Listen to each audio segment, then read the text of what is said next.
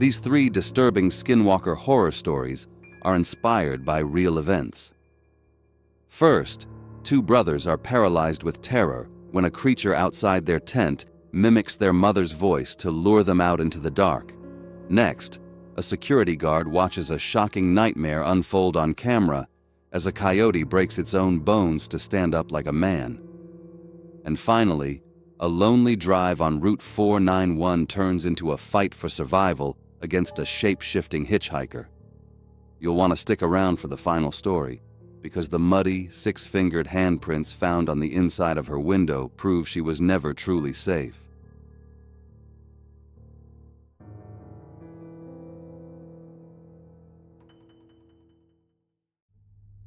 When Canyon's voice called Joseph out of the tent to help carry firewood, he almost went.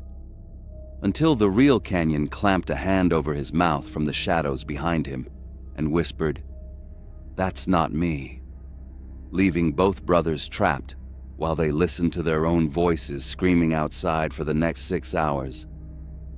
Monument Valley, Utah, is a place that feels like it belongs on another planet. The red dirt stretches out forever, and the giant rock formations rise like black towers against the stars. It is silent and empty. For 2 brothers on a cross-country road trip, it seemed like the perfect place to camp. Canyon was the older brother, the careful one. Joseph was the younger brother, just along for the ride. They pitched their tent near the border of the Navajo Nation, miles away from the nearest town. They were completely alone. As the sun went down, the air turned cold fast. Canyon looked at the dying light and then at Joseph. He picked up a small hatchet to go find firewood in a patch of juniper trees nearby. Before he left, he stopped and looked Joseph right in the eye. He was serious. "I'm going to grab wood," Canyon said. "You stay in this tent. Do not open that zipper for anyone, for any reason. Not until I come back and tell you it's me.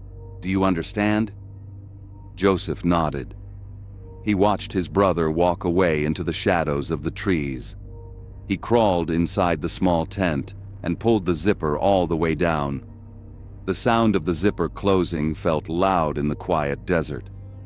For 20 minutes, Joseph just sat there. He listened to the wind and the crickets. He waited. Then a voice broke the silence. "Hey, I need help carrying this wood. Come out here." It was Canyon's voice. It was clear and calm. It sounded like he was standing right at the edge of the trees, about 30 feet away. Joseph felt relieved. He didn't like being alone in the dark. He moved to the door and put his hand on the zipper. He was about to pull it down when he stopped. He remembered the rule. Do not open the zipper. He hesitated. He slowly pulled the zipper down just a few inches, making a tiny hole to look through. He peered out into the night. He saw a dark shape standing by the trees. It looked like a person, but something was wrong. The figure was standing too straight. It was too tall. It looked stiff, like a wooden board stuck in the ground. Then the figure spoke again. "Hey, I need help carrying this wood. Come out here." Joseph froze. It was the exact same sentence. It wasn't just the same words. It was the exact same tone. It sounded like a recording being played on a loop. It didn't sound like a person asking a question twice. It sounded like a machine copying a human voice. Joseph stared at the rigid silhouette, paralyzed by the wrongness of it. He was so fixated on the monster outside that he didn't hear the soft rustle of the tent flap behind him. He didn't know that the real Canyon had already returned, seen the thing in the trees, and silently slipped into the tent to save him. Suddenly, a heavy hand clamped over Joseph's mouth from the darkness behind him. Joseph's heart stopped. He tried to scream, but the grip was iron tight. He smelled sweat, juniper smoke, and fear. "That's not me," a voice hissed right in his ear, breathless and terrified. "Get back from the door, now." It was the real Canyon. Joseph didn't ask questions. Both brothers scrambled backward, away from the entrance. Canyon reached out, grabbed the zipper, and yanked it shut tight. They collapsed against the back wall, huddled together in the dark. They didn't speak. They just listened. The figure in the trees was moving closer. "Hey, I need help carrying this wood. Come out here." The voice was louder now. It was right outside the tent. Then the voice changed. It stopped being a recording. It started to say new things. "Canyon? Joseph?" The blood ran cold in Joseph's veins. It was their mother's voice. It was perfect. It sounded exactly like her. It started to say things only their family knew. It talked about childhood memories. It mentioned a bike accident Joseph had when he was 10. The thing outside wasn't just copying sounds. It was digging into their minds. Then the tent wall began to move. The fabric pressed inward. It looked like massive, heavy hands were feeling the outside of the tent. They were searching for the door. Then came a sound that made Joseph want to cover his ears. Sniff. It was a wet, thick sniffing sound. It was guttural and deep, like a large animal trying to smell the meat inside a wrapper. The sniffing moved along the bottom of the tent, right where their heads were. Canyon and Joseph squeezed themselves into the middle of the tent. They held their breath. Then the performance started. From just inches away, outside the thin nylon wall, they heard themselves. "Did you bring the water?" Joseph's voice said outside. "Yeah, it's in the truck," Canyon's voice replied. Inside the tent, the real brothers stared at each other in horror. The thing was having a conversation using their voices. It sounded relaxed. It sounded happy. The voices outside started to laugh. It was the sound of their own laughter, perfectly mimicked. Then, the laughter stopped. It was replaced by screaming. It was the sound of Joseph screaming in agony. Then Canyon screaming for help. The voices outside begged and sobbed. They screamed for their mother. They screamed for God. Then the screaming turned into a strange, chittering laughter. This nightmare went on for 6 hours. All night long, the thing circled the tent. It played their voices back to them. It laughed. It sniffed the door. Canyon and Joseph sat in a pool of cold sweat, terrified to move. They knew that a thin piece of fabric was the only thing separating them from the monster. Finally, the sky began to turn gray. The sun was coming up. At the exact moment the first light hit the red rocks, the noise stopped. The screaming cut off. The sniffing ended. The valley went completely silent. They waited. 10 minutes passed, then 20. Finally, Canyon unzipped the door. The desert was empty. The sun was rising, painting the rocks orange. There was no monster. There was no one there. But the ground told a different story. Joseph stepped out and looked at the dirt around their tent. Circling the tent in a perfect loop were tracks. They were huge. They looked like the prints of a giant dog. But they were wrong. The prints had 5 long toes like human fingers, and the spacing between the tracks showed that the creature walked on 2 legs, upright. It had paced around them all night long, just watching. They didn't say a word. They threw the tent and their bags into the back of the truck. They didn't even fold them. They just wanted to leave. Canyon started the truck and slammed on the gas. They sped down the dirt road, kicking up a cloud of red dust. They drove fast, trying to get back to the main highway. About a mile down the road, Canyon looked in the rearview mirror. He slammed on the brakes. "Look," he whispered. Joseph turned around in his seat. Far back on the ridge where they had camped, a figure was standing against the rising sun. It was impossibly tall and thin. It was standing on 2 legs, perfectly still. It was watching them leave. Canyon hit the gas again.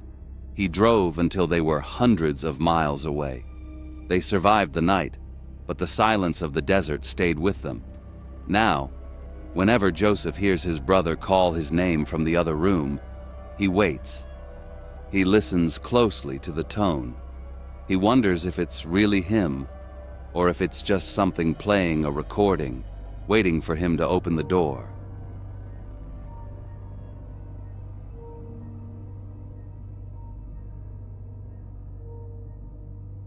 Leo watched a coyote stand up on two legs on the security camera, its front paws bending into arms as it stared into the lens. Then it sprinted toward his partner, Jesse, and when he screamed at her to run, the partner did without asking why. But the recorded footage shows nothing but empty fence. That is the end of the story. But the beginning happened hours earlier, in the deep silence of the New Mexico desert. The construction site sat just outside of Shiprock, a place where the shadows stretch long and the night feels heavy. Leo was the night guard for the main office trailer. It was a small metal box in the middle of nowhere. Inside, the air was thick and warm. It smelled like old coffee and the dusty heat that came off the computer towers. It was 2:47 in the morning. This is the time of night when the world feels dead. Leo sat in his rolling chair, the fabric worn thin. The only sound in the room was the low hum of the 7 security monitors on the wall. They showed the perimeter fence in black and white infrared light. The fence was miles of chain link that separated the expensive equipment from the empty desert. Leo was tired. It was his second shift of a long week. He rubbed his eyes and took a sip of cold coffee. He leaned back, watching the dust float in the air like tiny ghosts. He looked at camera 4. This camera watched the northeast fence line. It was usually the quietest part of the yard. At first, he saw the coyote. It looked like a normal animal. It was small and skinny, with a bushy tail that dragged low to the ground. It trotted along the fence line, sniffing at the dry dirt. Leo watched it idly. Coyotes were common out here. It was just doing what animals do. He reached for his logbook to write it down, the sound of his pen scratching loud in the quiet room. Then, the coyote stopped. It didn't slow down. It just froze mid-step. It was like someone had pressed a pause button on a movie. Leo stopped writing. He looked closer at the screen. A feeling of unease started in his stomach. The animal was too still. Slowly, the coyote lifted its head. It didn't look at the fence. It didn't look at the desert. It looked straight up into the black sky. Then it began to rise. It pushed up off its front legs. It wasn't a natural movement. It was smooth and slow, like oil sliding uphill. The animal's back straightened out. It balanced on its back legs. It kept going up, stretching taller and taller. Leo watched, his mouth going dry. The coyote stood up until it was fully upright. It was huge now, towering over the 6-foot fence. Leo leaned forward, pressing his face toward the monitor. "What is that?" he whispered. The sound of his own voice startled him. The creature on the screen wasn't done. Its front legs began to change. The bones seemed to snap and grow. The legs got longer. The joints bent backward, twisting into a shape that looked painful. The paws at the end of the limbs opened up. They weren't paws anymore. They were hands. Long, dark fingers curled around the wire of the fence. Leo could see the knuckles gripping the metal. They looked like human hands, but way too big. The thing was a shape wearing a coyote's skin, and the fit was terrible. The fur hung loose in some spots and tight in others. It looked like a bad costume. Then the head moved. It didn't turn like a dog's head. It rotated. It twisted a full 180 degrees on its neck. The movement was smooth and mechanical. The long snout swung around until it was facing directly into the camera lens. Leo stopped breathing. The eyes were the worst part. In infrared camera mode, eyes usually look white or gray, but these eyes were different. They caught the light from the camera and reflected it back. They glowed. They were like two flat sheets of bright green light. They looked like neon signs under muddy water. The creature wasn't just looking at the camera. It was looking through the lens. It was looking at the wire. It was looking at Leo. It felt like the creature was in the trailer with him. Leo felt a cold sweat break out on his forehead. This wasn't an animal. Animals don't stare like that. It was intelligent, and it was hateful. Leo grabbed the radio microphone. His hand was shaking so bad he almost dropped it. He squeezed the button. "Jesse," he said. His voice cracked. He cleared his throat and tried again. "Jesse, it's Leo, northeast corner. Camera 4. I need you to check the fence line. Now." He kept his eyes on the green glowing stare on the monitor. He was afraid if he looked away, the thing would move. The radio crackled. Jesse's voice filled the small room. She sounded calm, normal. She was out there in her truck, driving the perimeter. 10-4, Leo, she said. "Heading there now." The second her voice came over the speaker, the thing on the screen reacted. It dropped. It fell back onto all fours, but not like a dog. It hit the ground and launched itself forward. It didn't run. It sprinted. It moved so fast it was just a blur on the screen. It moved faster than any animal should be able to move. It tore along the fence line, kicking up dust. It wasn't running away from the fence. It was running toward the corner. It was running toward Jesse. Panic exploded in Leo's chest. He slammed his thumb on the radio button. "Jesse, abort! Get out of there! Turn around!" he screamed. His scream was cut short. A loud noise blasted out of the radio speaker. It wasn't a voice. It was static. But it wasn't normal static. It was a loud, tearing screech of white noise. It sounded like a scream made of electricity. It was so loud it hurt Leo's ears. He smashed the button again and again. "Jesse! Jesse!" The radio just hissed at him. The connection was gone. He was trapped in his box, and she was out there in the dark with that thing. On the monitor, the creature disappeared into a blind spot. The static on the radio stopped just as fast as it had started. The silence that followed was heavy and ringing. Then Jesse's voice came back. It was shockingly clear. "I'm at the fence, Leo," she said. She sounded bored, totally calm. "I don't see anything. It's clear." Leo looked at camera 5. He saw Jesse's white pickup truck parked by the corner post. Her headlights cut through the dark dust. "No," Leo whispered. "No, it is not clear." Because on the edge of the screen, he saw it. A large, dark shadow was moving behind her truck. It was low to the ground. It was circling the vehicle. It moved with slow, patient steps. It was stalking her. Leo slammed his open hand on the desk. Coffee splashed out of his cup. "Jesse, look behind you!" Leo yelled into the mic. "I see it! It's circling the truck!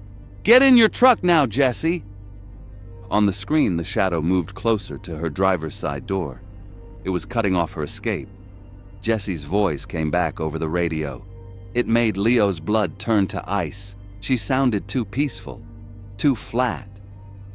"I don't see anything, Leo," she repeated. "It's right there," Leo screamed. Tears were stinging his eyes now. "Jesse, please, look!" The shadow rose up slightly. Leo saw the long, spindly arm reach out. It was feet away from her. "I don't see anything," Jesse said again. Then everything changed. Jesse didn't say another word. On the screen, she suddenly spun around. She looked at the space behind her truck. Her body went stiff. She didn't walk. She broke into a dead sprint. She ran for the truck door like her life depended on it. She yanked the handle open and threw herself inside just as the dark shape lunged forward. Leo watched the truck shake as she slammed the door. The brake lights flared bright red on the camera. Dust exploded into the air as she stomped on the gas pedal. The truck fishtailed on the loose dirt, tires screeching, before it tore away down the road. She didn't stop. She didn't slow down. Leo sat in the trailer. His heart was hammering against his ribs like a trapped bird. He watched the dust settle on the empty fence line. 10 minutes later, Jesse's truck roared up to the trailer. The door burst open and she stumbled inside. Her face was pale gray. Her hands were shaking so hard she couldn't hold her keys. She didn't look at Leo. She stared at the floor, gasping for air. "I saw it," Leo said. His voice was a whisper. He pointed at the black screen. "That thing, child, it was a coyote." "But it stood up, Jesse. It had hands. It was right behind you." Jessie didn't answer. She just shook her head. "We have to check the tape," Leo said. "We have the footage. We can prove it." He went to the computer. His fingers felt numb as he typed. He pulled up the file for camera 4. He found the time, 2:47 a.m. He hit play. They stood there in the humming silence and watched the screen. They saw the grainy image of the fence line. They saw the coyote trot into the frame. "There," Leo said. "Watch." They watched the coyote stop. They watched it sniff the ground. And then, they watched it simply turn around and trot away. It walked back into the dark desert. Leo froze. He felt cold all over. He rewound the video. He played it again. The coyote sniffed. The coyote left. There was no standing up. There were no long arms. There were no hands gripping the fence. There were no glowing green eyes staring into the lens. The screen showed nothing but an empty, silent fence line. Leo looked at Jesse. "I saw it," he said. "I saw it change. I saw it chase you." Jessie finally looked at him. Her eyes were wide and filled with fear. "I didn't see anything," she whispered. But she wasn't telling him the truth. She was begging him. She was begging him not to make it real. "But you ran," Leo said. "Jesse, if there was nothing there, why did you run?" She didn't answer. She just walked out of the trailer into the dark.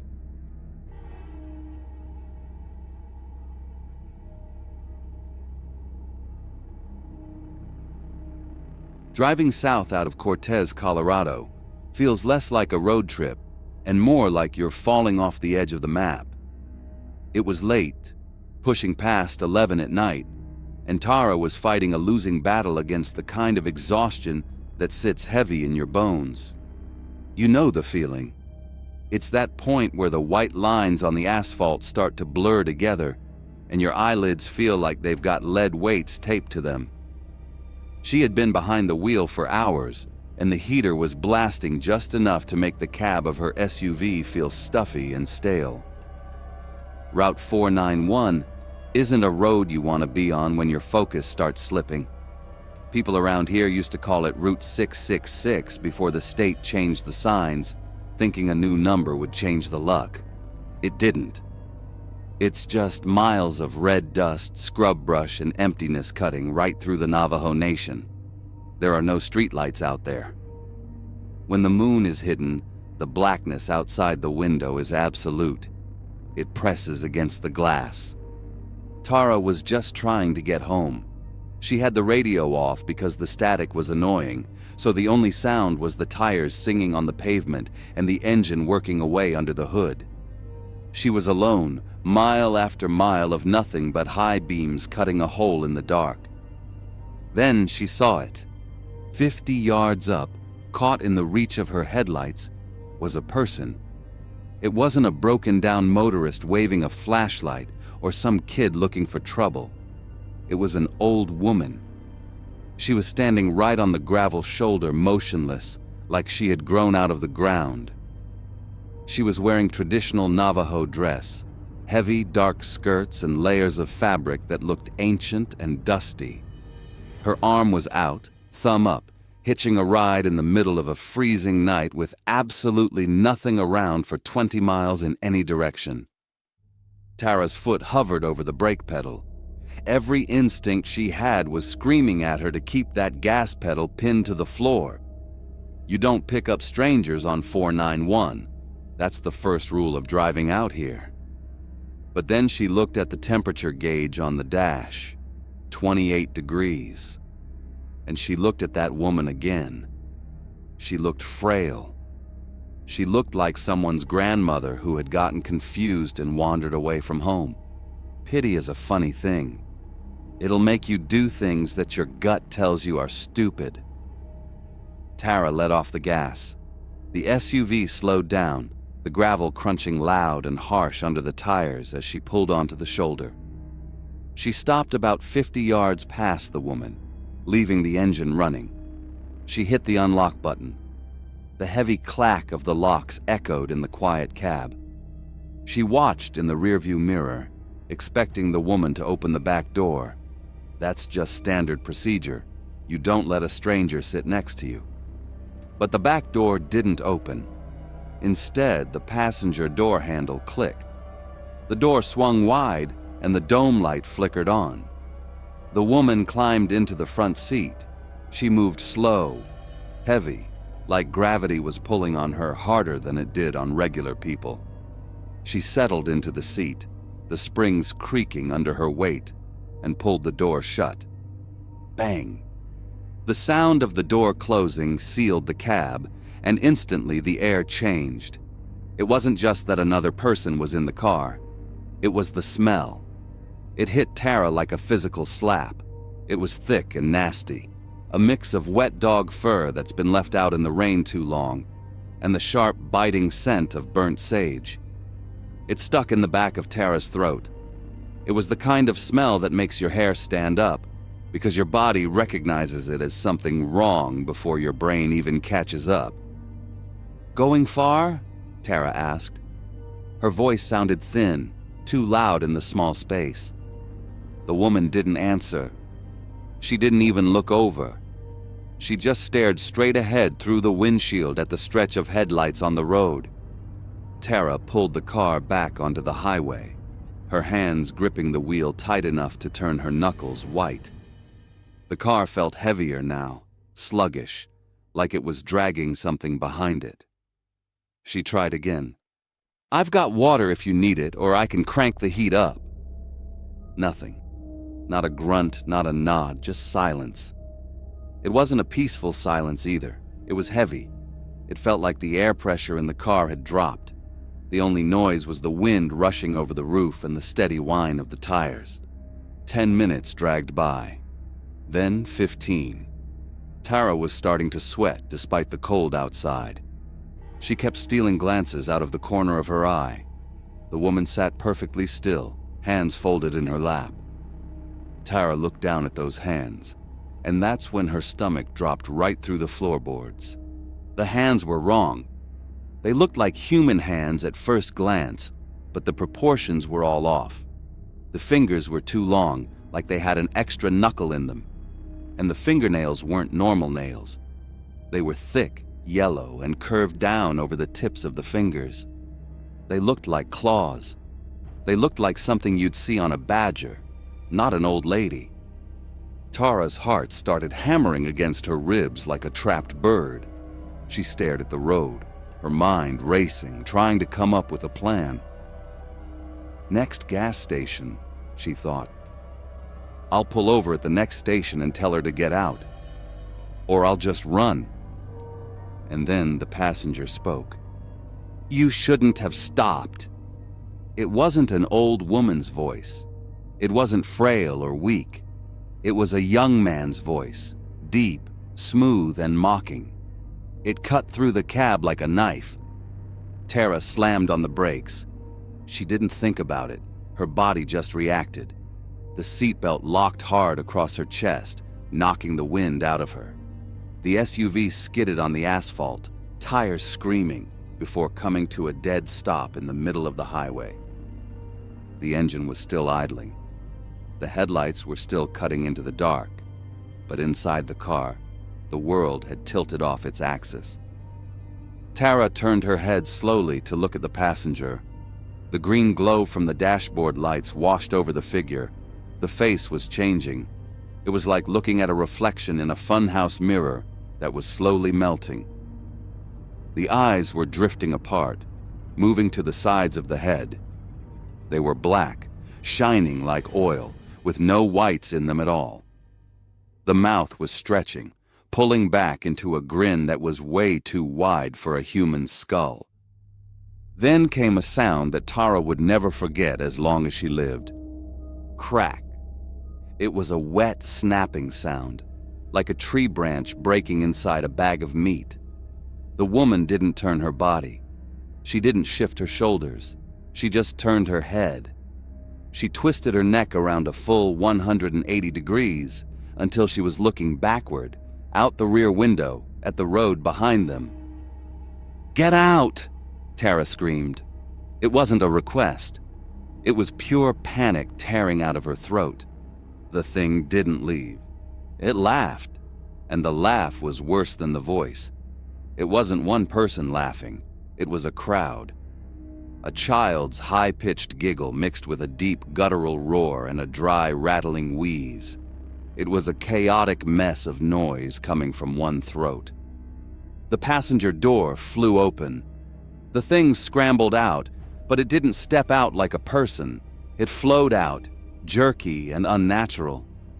Tara didn't wait. She stomped on the gas pedal. The tires spun, catching grip on the grit, and the SUV shot forward. She watched the speedometer climb.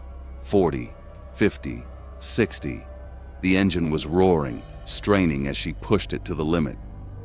She gripped the wheel, tears streaming down her face, forcing herself to breathe. She was doing 65 now. She was safe. Nothing could keep up with a car doing 65. She looked in the rearview mirror. Her blood turned to ice. It was still there. Ideally, it should have been a speck in the distance, but it wasn't. It was right there, maybe 50 feet behind the bumper. And it wasn't running on two legs anymore.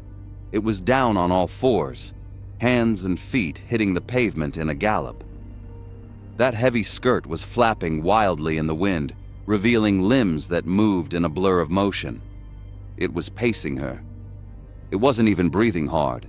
It was just loping along behind the car, its eyes reflecting red in the glow of her taillights. A predator toying with its food. Tara pushed the pedal to the floor mat. 70, 75. The car started to shake, the steering wheel shuddering in her hands. She couldn't look away from the mirror. The thing was right there, a dark shape scuttling across the road, keeping that exact distance. For 2 minutes that felt like 2 lifetimes, she drove like a maniac through the dark. She was waiting for the sound of glass breaking. She was waiting to feel the car get pulled off the road. Then, she hit a curve. The road dipped and rose up a hill. She took the corner too fast, the tires squealing, but she held it. When she hit the straightaway on the other side and checked the mirror again, the road behind her was empty. Tara didn't slow down. She kept the needle buried until she saw the lights of a gas station 20 miles down the line. She pulled in under the canopy, screeching to a halt near the pumps. She killed the ignition. Her hands were shaking so bad she couldn't even unbuckle her seatbelt. She just sat there, gasping for air, staring at the empty passenger seat. The smell of wet dog and sage was gone. She finally got the door open and fell out onto the concrete. The station attendant, an old Navajo guy in coveralls, came out of the booth. He took one look at her face and stopped. He didn't ask if she needed gas. He didn't ask if she was okay. He walked past her, slow and deliberate, toward the passenger side of her SUV. Tara pulled herself up and followed him. He was standing there, staring at the passenger window. Tara looked. Pressed against the inside of the glass were handprints. They were made of thick red mud that was already drying in the night air. They were huge, smeared, and messy. Tara stepped closer. She counted the fingers on the print. 1, 2, 3, 4, 5, 6. 6 fingers on each hand. The old man turned to look at her. His face was hard, his eyes dark. He didn't look surprised. He looked like he had seen this before. "You picked up a naaldlooshii," he said. His voice was flat, matter of fact. He didn't offer to call the cops. He didn't offer to get her a coffee. He just turned around, walked back into his booth, and locked the door. Tara stood there alone, under the buzzing fluorescent lights, shivering in the cold, staring at those mud prints on the glass. She got back in her car eventually, but she drove the rest of the way home with the dome light on. And she never stopped for anyone on Route 491 ever again. Some things out there in the dark aren't looking for a ride. They're looking for a way in.